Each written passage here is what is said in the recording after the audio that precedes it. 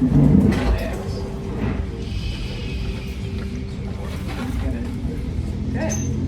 welcome to Rationality and Relevance conversation.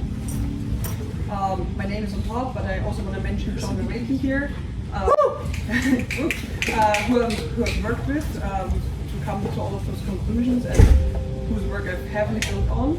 But of course, you also have to mention a couple other concepts and names, namely metarationality by, we all know him, David Chapman, and generative rationality by Tepofilin and Krendering. Maybe you do not know those people, but I would say it's all very analogous concepts. So that's exactly what I want to also do here, like just deriving similar concepts to David Chapman's metarationality from another perspective. Yeah, the whole debate, like the whole topic I want to cover here is quite broad. Namely, who is right in the second great rationality debate. Then I want to solve or at least formulate the problem of meaning in AI. Why Heideggerian AI isn't as ridiculous as it appears. Why Zen, Buddhism, and Taoism matter to cognitive science. The cognitive science of course teaches magic. Problems with the methodology of effective altruism, and why modernity fell, and why we need meta-modernism. There's this book that's called Extremely Loud and Incredibly Close, and I would similarly summarize, so either this talk is extremely repetitive, or it's incredibly dense.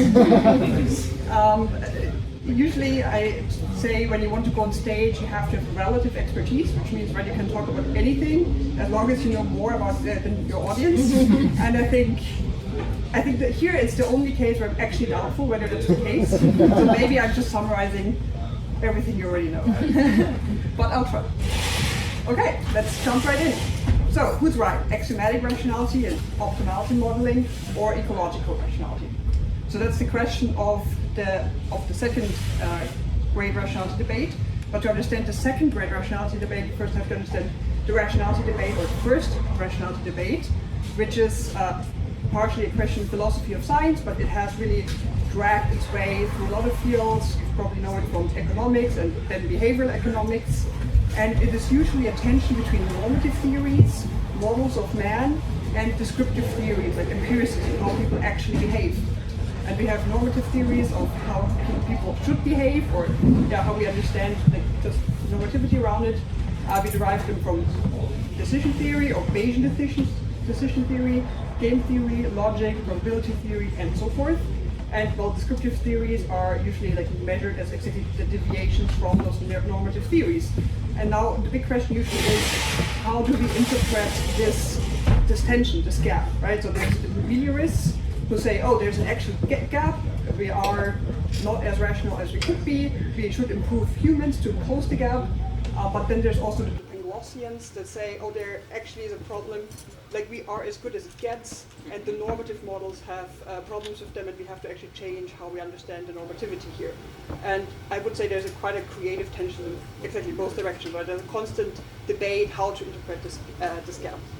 And next to normative and descriptive, we also have prescriptions, which is the idea of what could we, assuming there is a gap, what could we do to close the gap? And historically, there were arguments that, well, people should just learn probability theory to actually apply it, or that we need more risk literacy, but also ideas like active open-mindedness and theories like that. I think Stanovich is the most famous for all those ideas in this. Yeah. The famous literature in this area is, of course, Daniel Kahneman, everything around behavioral economics. I think my favorite book about the whole research project by Kahneman and Tversky is the Undoing Project, where you not only learn the theory quite well, but also understand it in context. And there's no further literature, and the later parts are more like the fast and frugal approach to all of it. Okay, but this was more like the first rationality debate. The second completely reframed the question. So in the beginning it was, okay, there's this gap, and there's this debate of how rational are humans, right? How irrational or rational are we? But the second debate really fundamentally changed, and the question became, what even is the rationality debate? What is the rationality question? And one big advancement here was the idea of resource rationality and bounded optimality. What they did here was, okay, from just looking at ideas like probability theory and computation, we already understand that there is a level of optimality that can intrinsically just never be reached, right? Those things are intractable at all, ever, by no system ever. So there is an idea of like kind of a bounded idea, like a maximum that any system could actually reach. So there's a lot of the gap that's already understood just by advancement in the theory here. So that's the idea of the bounded rationality idea. And Griffith and Riedl also made many good cases how many heuristics that seem biased, once you take all those boundedness ideas into account, they are already optimal, but boundedly optimal. So I explained all of this to just show how the space gets significantly like smaller, just like by decreasing the ideal here. And then if you understand that any system acts in a, of course, like embedded in a real world environment, this means that whatever you do, there is there's a speed accuracy trade-off, basically, right? So the longer I think about an action, the more in the moment, first of all, of course, I have costs of the computation itself, but also I have real-world costs of opportunity costs. So if I try to save a person from bleeding out, every second I think about what I could do to save them, they might die, right? So there is this taking into the costs of real-life action into account. The net value of action is like very quickly going down, where you just have to do anything. So there's this constant speed accuracy trade-off in real life, which is, I think, really interesting, because when you have a very propositional idea about rationality, the people sometimes have this idea of they should be hiding away in a room until they finally come to a conclusion of what they should be doing, right? Which, once you really understand that, of course, we are embedded, where all things are happening while we're thinking, is completely foolish, right? Once you understand all of this, you immediately understand this is foolish. You can't just hide away and not do anything, because this is your answer. Oh, I should be thinking. No, you should not. You should also really be doing. So I think, yeah, this paper really drives this home. So there's the speed accuracy trade-off. But in the work around ecological rationality, they looked way stronger at the statistical foundations, and they made the argument that the whole axiomatic rationality and behavioral economics basically has a bias, right? Because we don't just have bias as a source of error, we also have variance. They show basically that there's a bias variance dilemma, so there's multiple trade-offs, and their argument is that often simple rules are actually way more powerful against bias, because they're more robust to uncertainty conditions. So we also have an efficiency robustness trade-off on top of the speed accuracy trade-off. Yeah, and there's multiple diagrams that drive this home, where you just see the more you have, the higher uncertainty conditions you have, the more simpler approaches on average win over the more complex methods. And there's many cases about this in finance. I think Taleb makes similar arguments. And I absolutely love this paper by Brighton from 2018, which is way more than this diagram. It goes really, really deep, also in many other things that I'll mention here. But I only mention his name here, so I just want to emphasize this. Okay, so axiomatic rationality, optimality modeling, or ecological rationality of simple heuristics in an uncertain environment. Who wins, or who is more important? And yeah, I mean, the obvious answer is both. We need integration, and someone tried to do that. But to understand why, I want to go deeper into the uncertainty and optimality topic underneath, because there's a lot of literature around this as well. And the most important concept that one needs to understand is the difference between small worlds and large worlds. I think Chapman also very, very often mentions, I think, either exactly this concept or an analogous concept, but the idea is really that in statistically small idealized worlds, you can calculate the right options, right? You have a concrete, correct goal you want to go to, you can calculate how valuable each action is, and so forth. So it's all very formalized, very straightforward, and you can figure out what the optimal thing to do is. But large worlds function fundamentally differently. Savage describes this also as the difference between look before you leap versus cross the bridge when you come to it. So you get fundamentally different approaches here. And the funny thing is that all of this has already been mentioned by Knight in 1921, and also by Savage, the founder of Bayesian decision theory, right? So that things like probability theory do not work outside of small worlds. That's not like a new thing, but we actually knew it all along, because the founders of all those methods have always said this, but basically for many decades it has just been ignored and forgotten. But recently people have really rediscovered it, because, well, they figured again, oh, why doesn't it work? Well, we knew it all along that it doesn't. And my favorite talk to watch about all of this is by Ken Binmore, Making Decisions in Large Worlds. You can find it on YouTube. And what's really pleasurable about watching this talk is that he has met many of the people he mentions in person. I don't know whether it was from Newman, but like most of the other people he has actually met, and it's just wonderful to just be reminded that in the end it's all humans that have done the thinking, right? It's not Platonic ideas. In the end, it's all work humans have done. And one of the most recent works related to the topic is by Kay and King, Radical Uncertainty. They also have fantastic podcasts if you want to cut it short, where you get all the information in 1 hour. And David Marr, the very famous cognitive scientist, has also already differentiated between type 1 and type 2 theories, where exactly, right, one is easily computable, while the other is the kind of the it itself is the shortest representation of how to solve it. So here's a quote from Savage again, from the Foundation of Statistics.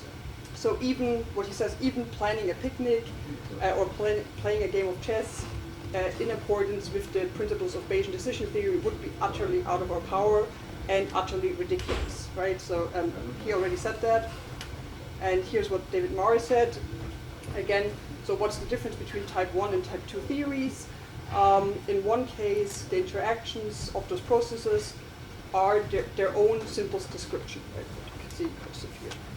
So there's just a world of idealization, and then there's the real world, and in the real world, well, all those formal methods really have very strong limitations. There's way more you can read about all of this. One of my favorite papers is The Interpretation of Uncertainty in Ecological Rationality by Kozirova and Hertwig, which is just like really a fabulous read.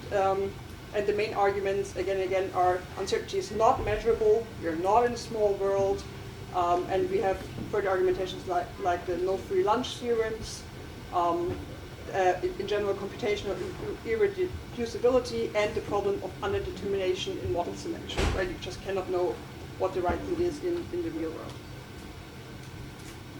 Instead, we have to think about uncertainty as being systemic, and it is a system between the organism and the environment, so it's semiotic, and we always face multiple trade-offs at the same time. By the way, I listen to podcasts in twice the speed, so I try to also give you this impression here. Let's see how it works. Okay. The next topic, or what follows from all of this, because uncertainty is not measurable, but a systemic property of an organism and its environment, it's semiotic, and as a result we have to look at the frame problem. Because, well, we have the problem of optimality and the problem of robustness at the same time. So to solve those multiple trade-offs at the same time, we have to, in this large world that we are in, we have to continuously create small world abstractions in, well, this open-ended world of reality. And then in these abstractions we can use formal methods, but we have to also look outside of the abstractions and into the real world again. Who of you knows the example of the robot from Vervaeke? Oh wow, okay, I'm pleased, I thought everyone else. Okay. So to illustrate the problem of the frame problem, there's a story by a robot that John Vervaeke tells, but it's famously by Daniel Dennett. It's this idea, okay, let's build a robot that is able to find its own energy source, right? And the energy source, the battery, is on a little wagon. But the problem is, there's also a bomb on the wagon. So now, it would have to, like, whenever it wants to take an action, it has to, at every step, think about, could I make a complete list of all the unintended side effects, right? Like, because if it would take the battery, the bomb would also fall down and everyone would die, or at least the robot would die, so it would not be able to reach its goal. So it's like, okay, I want to get the battery on the wagon, but with every step, could there be an unintended side effect? So at every point in time, I would have to make a complete list of what could happen that should not happen, right? And this creates this problem of this infinite regress, because at every step I have to have a complete list of everything that I don't want and everything that I do want, So how do I narrow in on being able to take any action in the end? And yeah, this infinite regress or this combinatorial explosion of possibilities of things that could happen. And in the end, I need this meta-induction to like, when do I stop, right? When do I stop thinking about possible side effects? What should I focus on? What should I not focus on? When should I just look at the wagon and just go for the battery? And every time, which rule do I follow? And there's no fundamental ground to stand on where it's like I always go for the battery, or you can't even have a full list of all the unintended side effects. So how do you build such a thing, right? That's exactly the frame problem. How do you narrow it down to actually take an action? And Savage, again, in Foundations of Statistics, already wrote about this problem as we have to artificially confine our attention to so small a world that the look before you leap principle can be applied there. But the problem is that you cannot formulate a general criteria for selecting such a small world, right? There is no general rule for what to narrow down on. So how can this even work in this continuously process of living? How do you make the decision of how to decide? Well, this is also the problem of generative rationality. So this has come now to the forefront in multiple fronts. And here the problem is exactly again that this is the theoretical underpinning.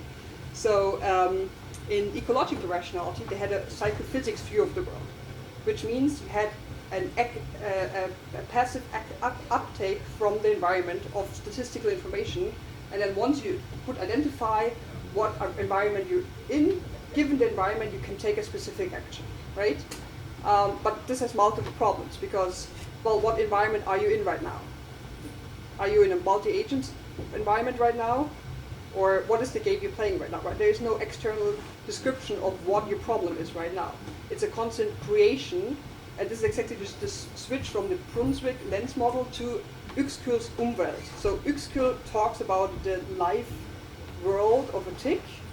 It describes that, of course, a tick in the world experiences everything around it very differently. It will have a world of significance where anything that's filled with blood or warm will be significant to it or meaningful to it, while everything else is in the background, right? So whoever you are, you have a very different Umwelt, given who you are, what your goals are, what your preferences are, and what your experiences are, and so forth. So there is no statistical external world that you just have to process and then react to, but it is a constant semiotic creation of a meaningful world to you.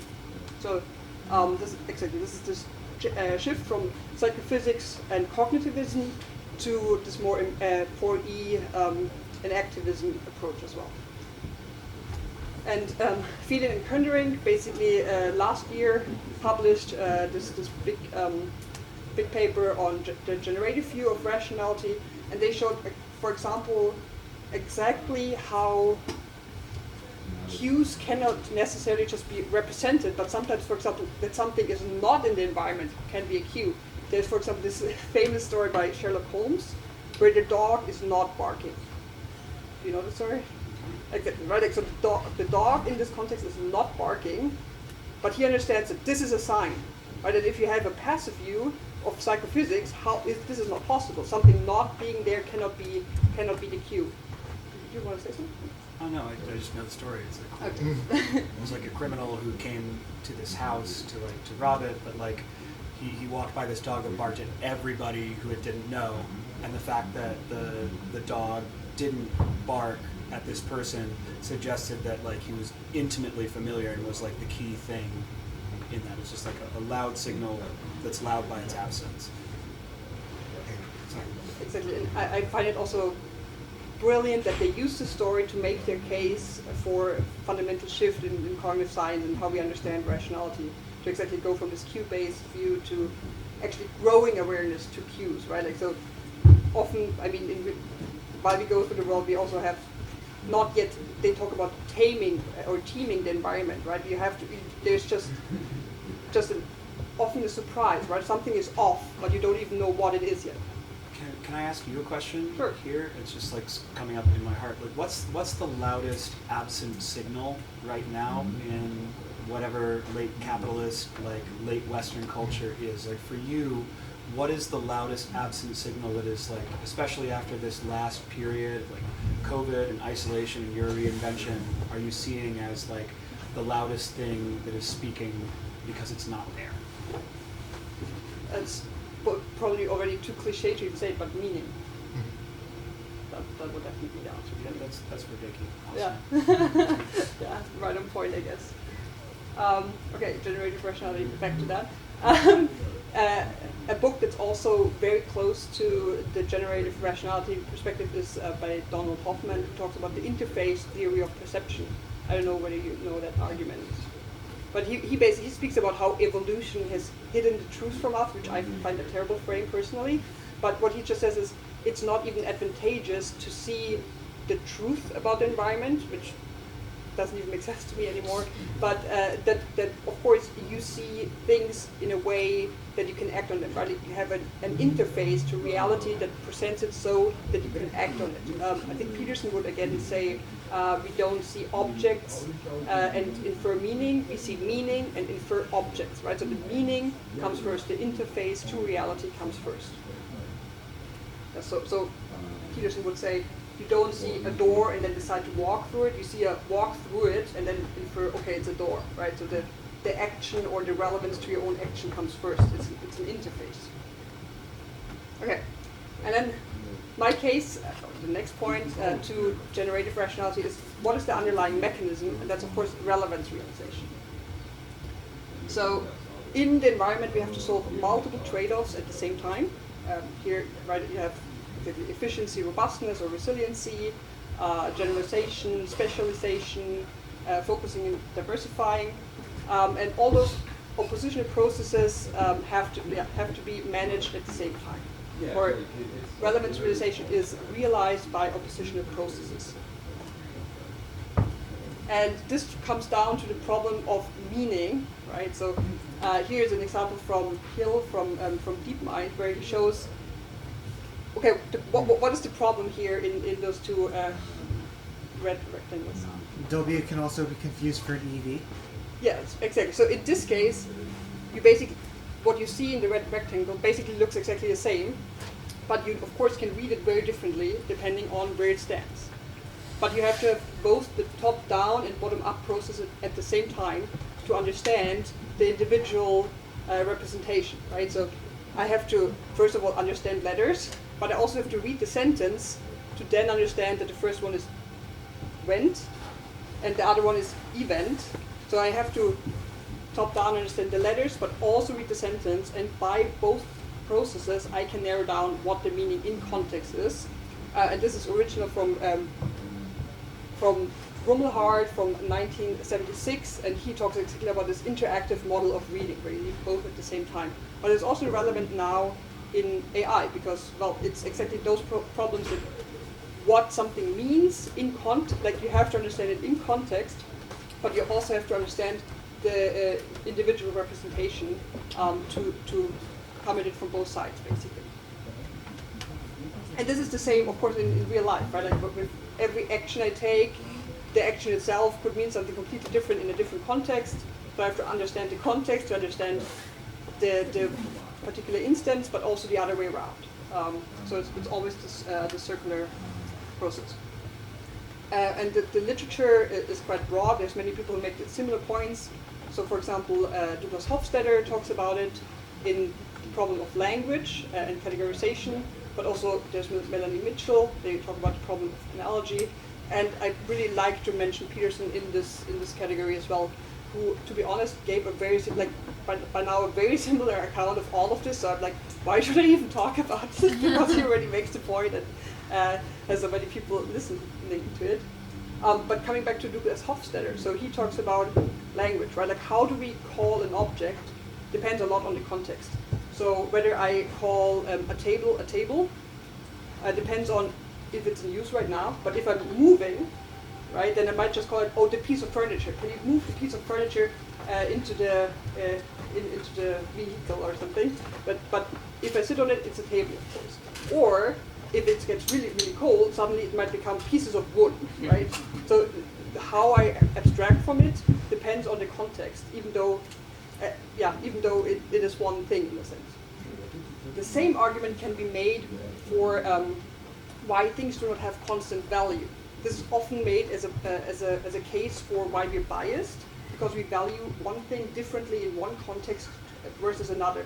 So in the typical irrationality literature, when behavioral economics was famous, they would, for example, say, oh, it's so irrational that on a plane you would pay $50 for a burger, while before and after you would only pay like $10, right? So this is so irrational, and suddenly the context changes everything. But of course, context is everything, because but maybe you would never even be interested in the fruit ever, or you'd be like, yeah, okay, whatever, I pay like 50 cents or so for being able to eat it. But okay, but now you learn that it contains a substance that you need to cure the disease that your partner has. Suddenly you would give probably all your savings, right? Like suddenly there's a complete shift, and the same thing has a completely different meaning in the new context. So I would say the whole understanding of this constant idea of meaning is useful, right? Like if there's things that are relatively stable, we do relatively stable value oxygen, we do relatively stably value in general having enough calories to eat and things like that. But for many other things, it is really a very a meaning creation question, how we value things, and the economics model would totally not work here at all. A person that already talked, oh my god, I'm so sorry. A person that has also talked about similar topics, and in our program, they would often talk about Heidegger in the context of AI, and back then I was 100% in the cognitivist paradigm, and I would just be like, oh my god, of course they want to use fancy words, it doesn't make any sense. But here I am having to admit it does actually sadly make sense. So one example he makes is about tool use, right? Like, so you could, in the cognitivist framework or paradigm, you could say, okay, agent uses tool and then does something with the tool. But in the phenomenology of how we actually use a tool, once I pick something up and use it as a tool, actually the tip of the tool becomes the end of my own hand, right? It's very different in how I perceive it. Suddenly, the tool becomes part of me. And Vervaeke actually has a paper about a rover on Mars, and how the scientists that steer it also feel like they're actually like sitting in there. They feel like the Mars surface, right? Because you have this extended cognition as well, and the embodiment where you feel like, oh, I can nearly feel how it shakes over the surface, even though I'm physically not connected, but my mind is connected to it. And even something as far away as a robot on Mars can become the tip of my finger, basically. So it's this whole activist understanding, and Heidegger was already talking about it. And to go back, or to go deeper, the main problem is, of course, that axiomatic rationality tried to do the same as Bertrand Russell with the foundations of mathematics, right? Like, where are the axioms we can stand on, from which we can finally do everything and are omnipotent in the world? But turns out it's turtles all the way down, also in rationality. And this is actually where Buddhism comes in, because they have this concept of groundlessness, right? That whatever you feel like is given can change from every second to the next. And that's why you need this idea of non-dual awareness, where you look through a concept and use it as a tool, but then you also notice where it doesn't fit and you can let it go again. Do you want to say something? No, I was just liking you. Yeah, thanks. And similarly, Taoism talks about the Tao that can be described is not the eternal Tao, and the name that can be spoken is not the eternal name. Where again you have this idea of, it probably means many other things as well, but you also have the idea of, well, you can use ideas to understand things, to do things, but once you take it too literal, you think it represents the thing completely, it loses its power actually. So it's just taking it seriously, but also letting it go again.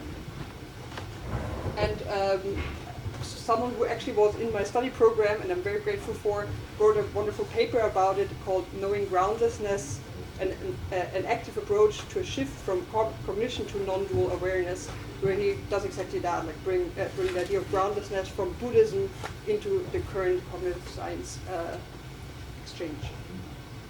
Okay, we continue to the idea of insight. Okay, so we're in a large world where we constantly have to solve the frame problem, ignore most of the things, focus on the things we need to take action. And once we've actually abstracted from the world, we can use it to, in the abstraction, search for insight. The most famous example is the 9-dot problem. Who does not know the 9-dot problem? Or who knows the 9-dot problem? Okay. Okay, so the idea is that you have 9 dots, and your job is to connect them with 4 lines that are all connected to one another. I already made the wrong movement to help you solve it. For the one.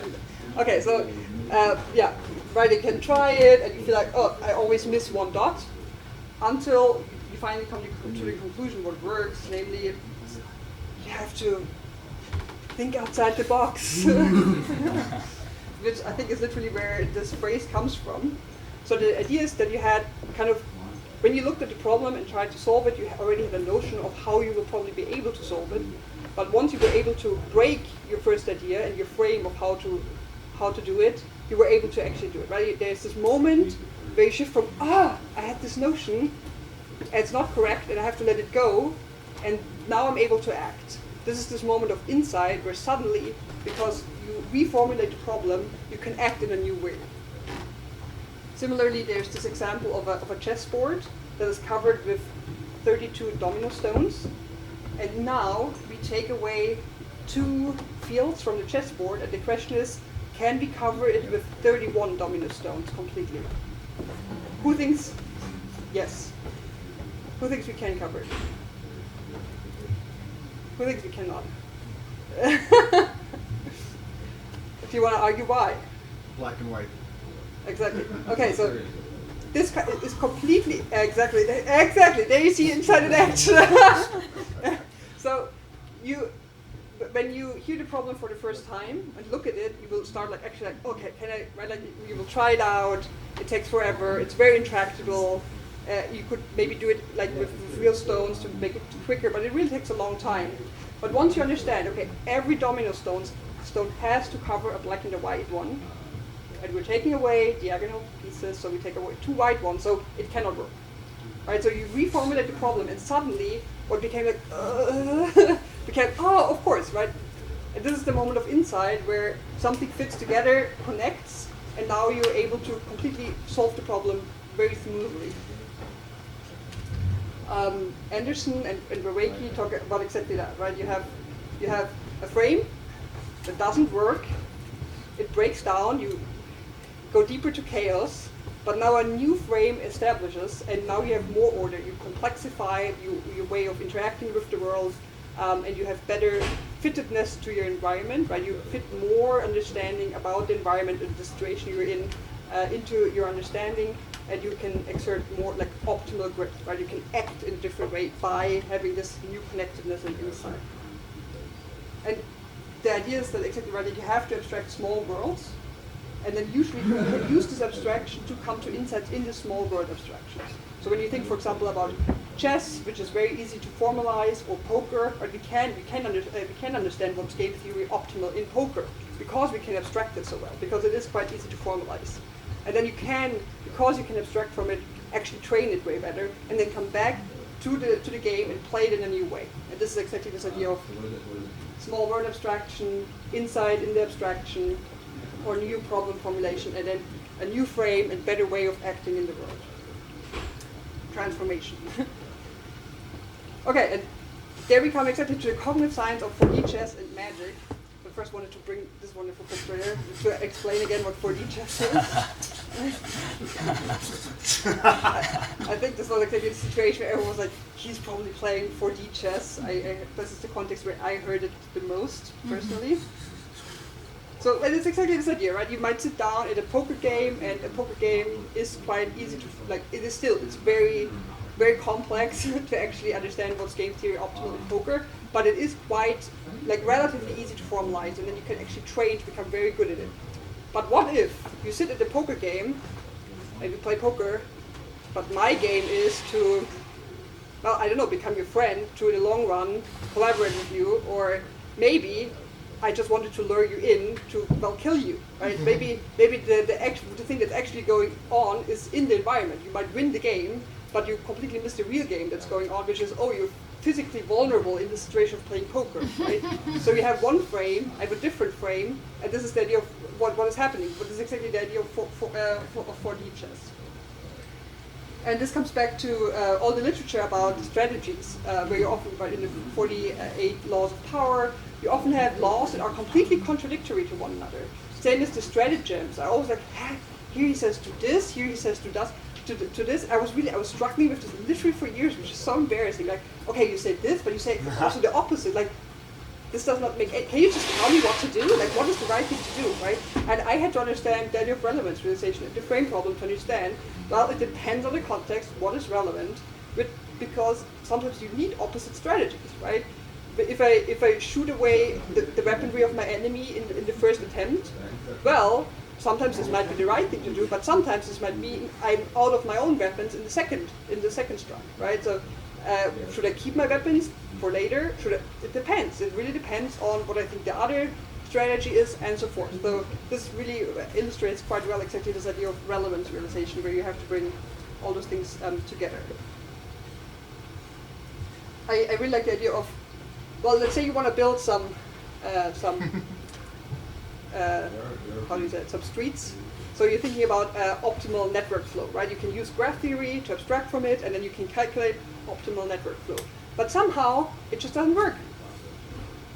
Like somehow, people, like the vehicles get stuck, even though you have 100% calculated this correctly. Like you try it again, you have calculated it correctly, and then turns out, well, you would have needed a biologist and not someone that does graph theory, because there's some animals crossing over your perfect abstraction, and therefore the abstraction just doesn't work, right? This again drives home also the idea of multiple perspectives, because a biologist would be like, yeah, of course, right? I know there's this species, and they always cross the streets at this time, so doesn't work like that. Even though the mathematician's like, I've calculated like 100% correct, right? So this is why you need different perspectives, and something can happen on a completely different level of reality. And sadly, in reality, everything is everywhere, all at once. Also, we like this example from XKCD.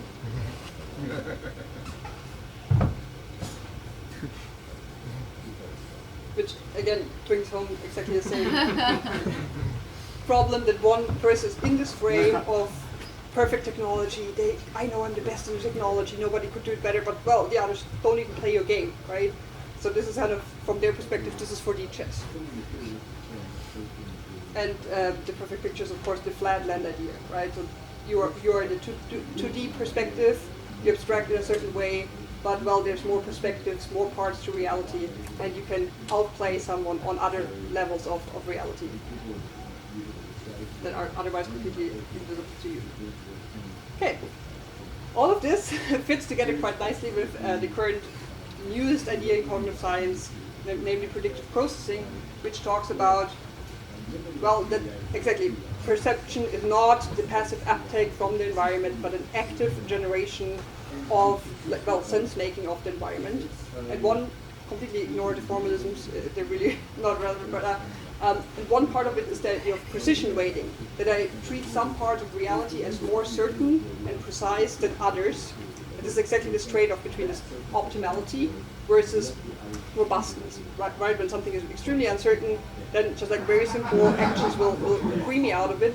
But if I can actually abstract something as very, very certain, or like very clearly, well, understandable, like a poker game, a chess game, then I should treat it as very, very precise and calculate accordingly. That's also where, again, all the ideas from axiomatic rationality come in really handy. You do need probability theory if you want to play poker, or if, yeah, you'd want to do finance. You do need it, but you have to really understand where the limitations are, otherwise you lose in 4D chess.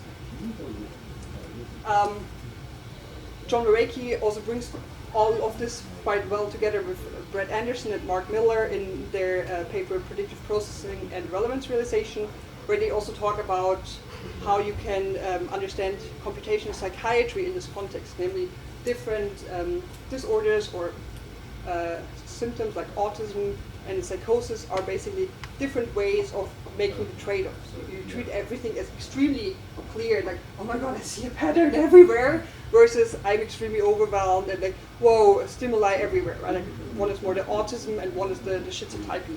So they really bring all of this together, which again I find marvelous. Like when you just can connect many things so precisely in one framework, that's exactly where insight happens. And read it yourself; it's really good.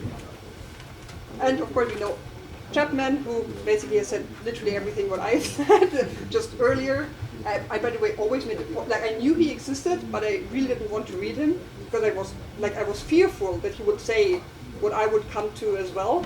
And later it turned out, yeah, this is exactly what happened. So I feel like I really worked all the way there, but it was like, okay, someone has already found all of this. Great, but I guess it also is good when you know you've actually derived it independently because it actually strengthens the point, of course. And he talks about in the cells of the eggplant where it's exactly this question, well, is there water in the refrigerator? And it depends. Does someone want to drink something? Then there is no bottle of water in there. But if you're a chemist or you want to put something very explosive in there that reacts with any trace of water, then, well, there is an eggplant in the refrigerator, so yes, there is water in the cells of the eggplant, which shows exactly this problem of, is water in the refrigerator? There is no one true answer, but it depends on context and it depends on goals, which is exactly...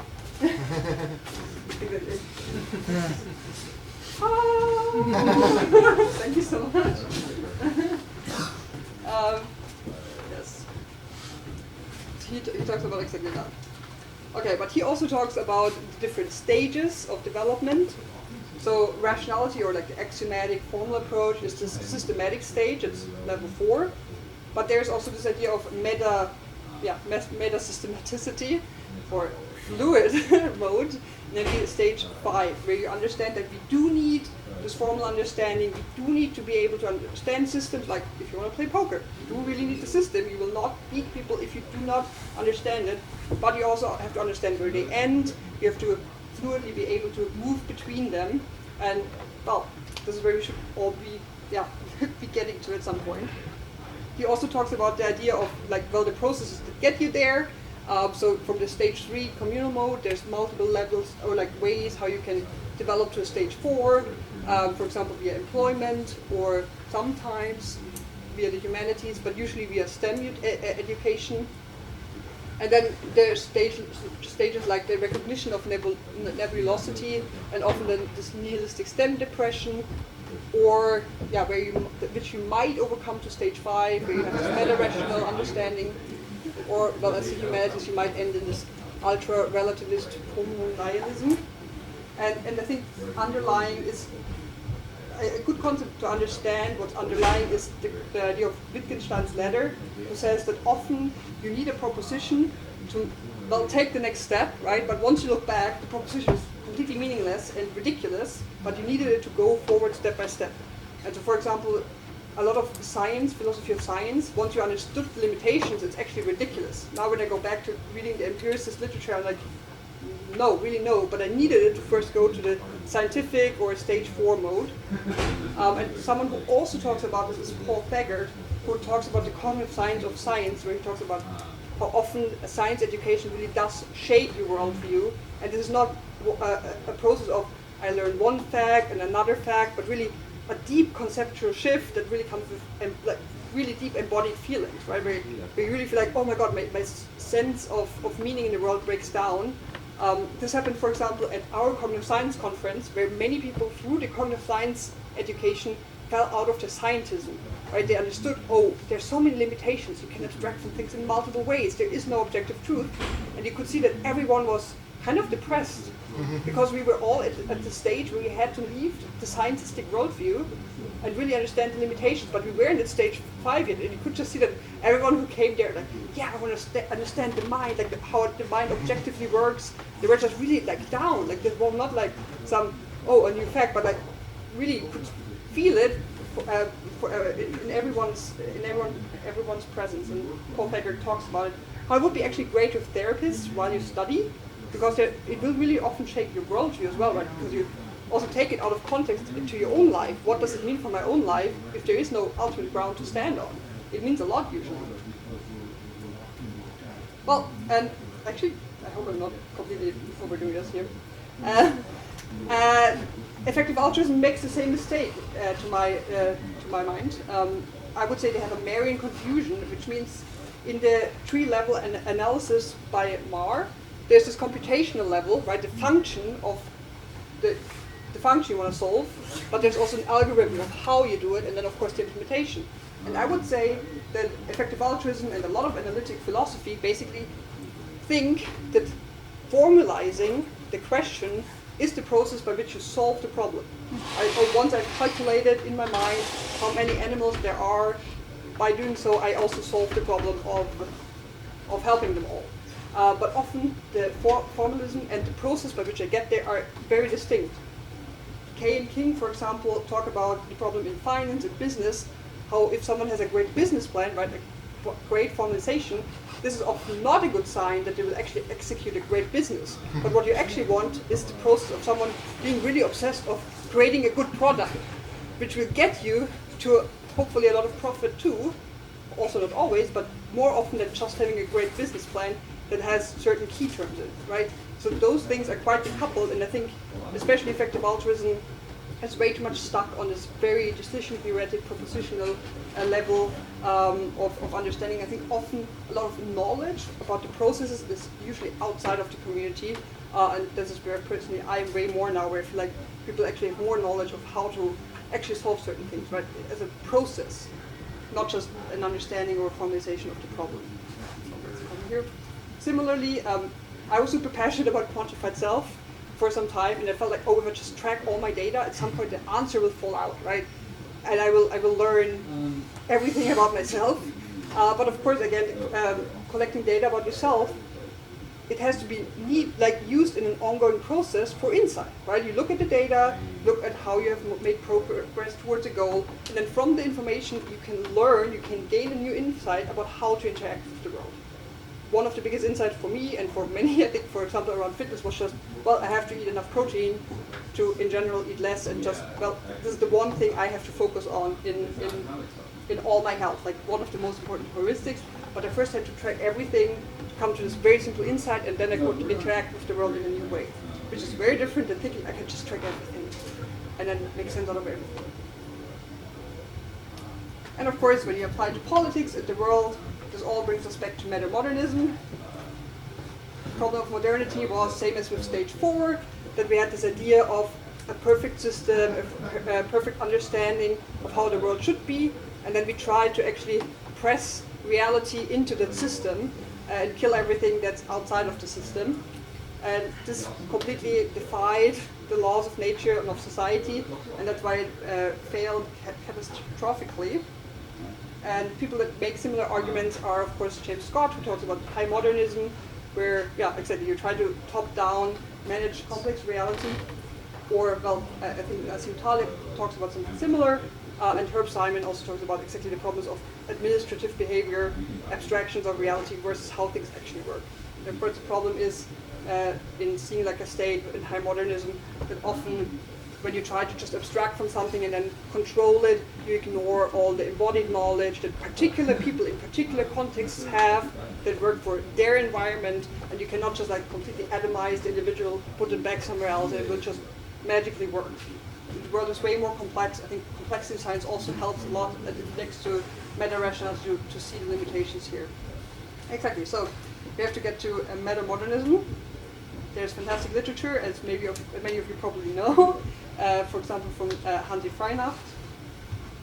And that was basically my talk.